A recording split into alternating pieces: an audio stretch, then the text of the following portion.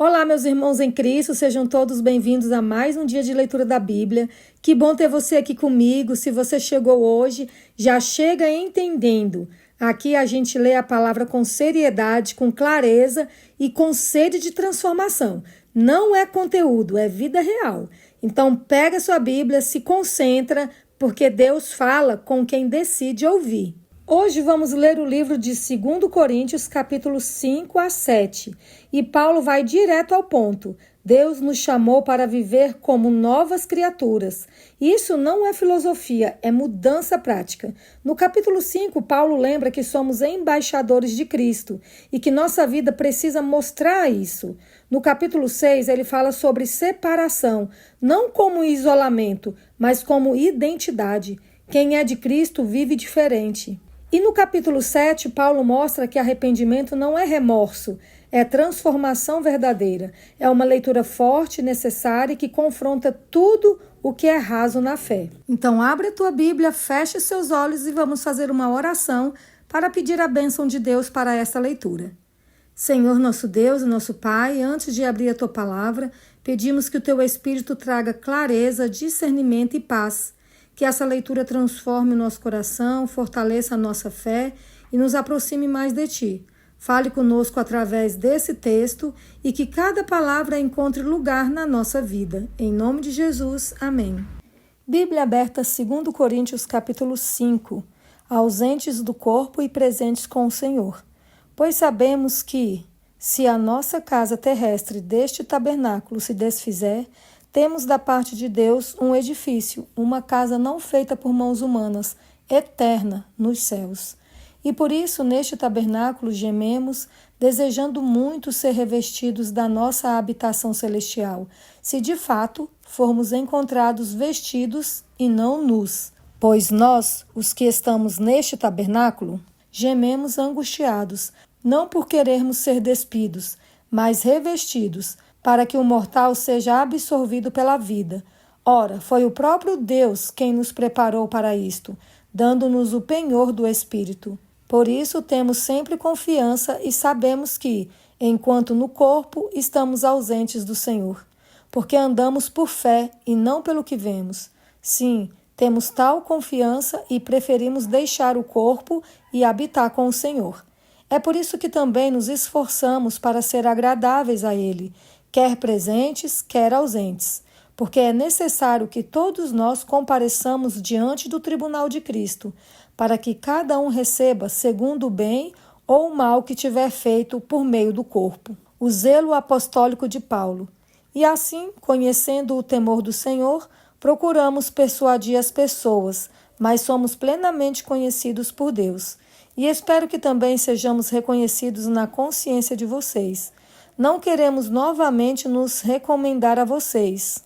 Pelo contrário, estamos dando uma oportunidade para vocês se orgulharem por nossa causa, para que tenham o que responder aos que se gloriam na aparência e não no coração.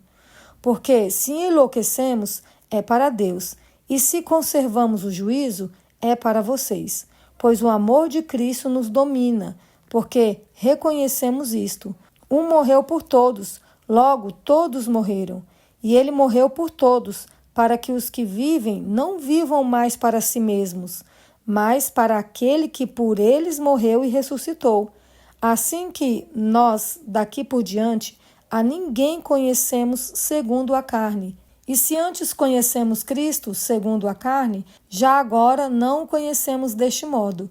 E assim, se alguém está em Cristo, é nova criatura. As coisas antigas já passaram, eis que se fizeram novas.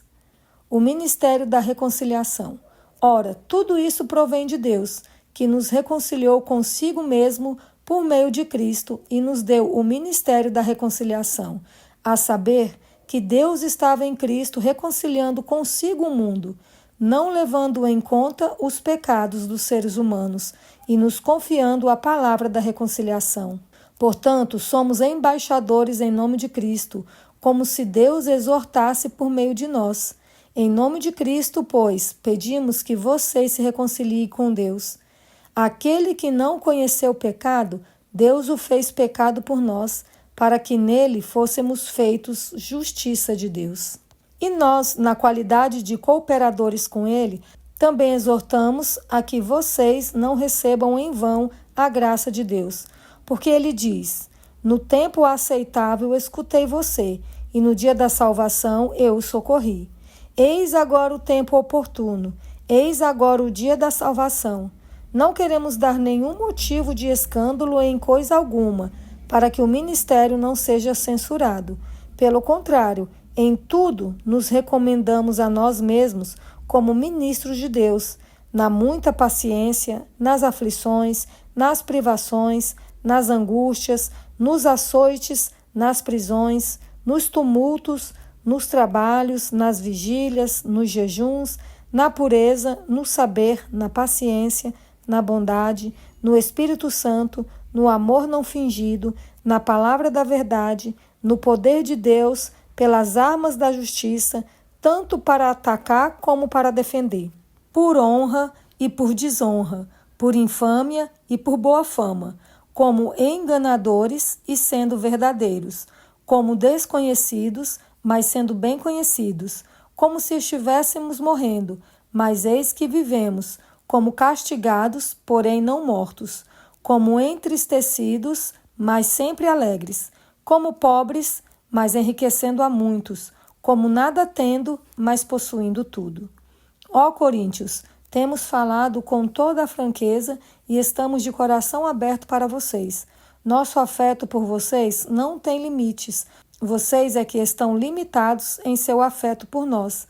Ora, como justa retribuição, e falo a vocês como a filhos, peço que também vocês abram o seu coração para nós. Nenhuma comunhão com os descrentes. Não se ponham em julgo desigual com os descrentes, pois que sociedade pode haver entre a justiça e a iniquidade? Ou que comunhão existe entre a luz e as trevas? Que harmonia pode haver entre Cristo e o maligno? Ou que união existe entre o crente e o descrente? Que ligação há entre o santuário de Deus e os ídolos? Porque nós somos santuário do Deus vivo, como ele próprio disse: habitarei e andarei entre eles, serei o seu Deus e eles serão o meu povo. Por isso o Senhor diz: saiam do meio deles e separem-se deles. Não toquem em coisa impura, e eu os receberei. Serei o pai de vocês, e vocês serão meus filhos e minhas filhas, diz o Senhor Todo-Poderoso.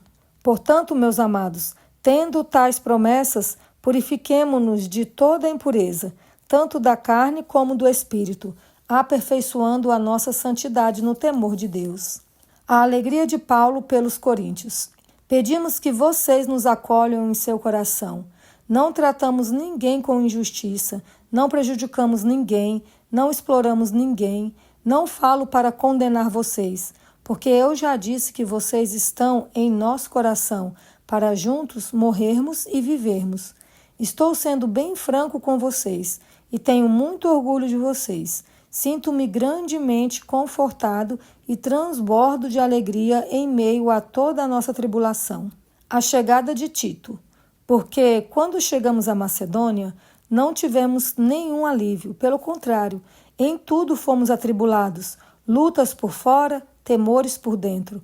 Porém, Deus, que consola os abatidos, nos consolou com a chegada de Tito, e não somente com a chegada dele, mas também pelo consolo que recebeu de vocês. Ele nos falou da saudade, do pranto e do zelo que vocês têm por mim, aumentando assim a minha alegria.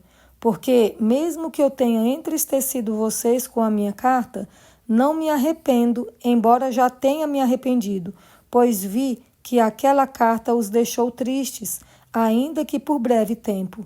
Mas agora me alegro, não porque vocês ficaram tristes, mas porque essa tristeza os levou ao arrependimento, pois vocês foram entristecidos segundo Deus, para que, de nossa parte, não sofressem nenhum dano. Porque a tristeza, segundo Deus, produz arrependimento para a salvação, que a ninguém traz pesar, mas a tristeza do mundo produz morte. Vejam quanto cuidado produziu em vocês o fato de serem entristecidos segundo Deus. Que defesa, que indignação, que temor, que saudade, que zelo, que desejo de punir o culpado. Em tudo, vocês se mostraram inocentes neste assunto. Portanto, embora eu tenha escrito aquela carta, não foi por causa daquele que fez o mal, nem por causa daquele que sofreu a afronta, mas para que fosse manifesto entre vocês, diante de Deus, o cuidado que vocês têm por nós. Foi por isso que nos sentimos consolados. E acima desta nossa consolação, muito mais nos alegramos pelo contentamento de Tito, porque todos vocês trouxeram refrigério ao espírito dele. Porque, se falei a ele com certo orgulho a respeito de vocês, não fiquei envergonhado. Pelo contrário, como tudo o que falamos a vocês era verdade, também os elogios que, na presença de Tito, fizemos a respeito de vocês se mostraram verdadeiros. E o grande afeto que ele tem por vocês aumenta cada vez mais, quando ele se lembra da obediência de todos vocês, de como o receberam com temor e tremor. Alegro-me porque em tudo posso confiar em vocês. E essa foi a leitura de hoje. Hoje vimos que Deus nos chama para uma vida nova, não pela aparência, mas pela transformação real do coração. Ele nos faz embaixadores dele e quer limpar aquilo que ainda prende a gente. Então, se Deus falou contigo, não adia. Ajuste o que precisa ser ajustado e volte para o centro da vontade dele. Nos vemos amanhã na próxima leitura e aguardo vocês aqui para continuarmos o nosso projeto de lermos a Bíblia toda. Que Deus te abençoe e fiquem todos na paz do Senhor.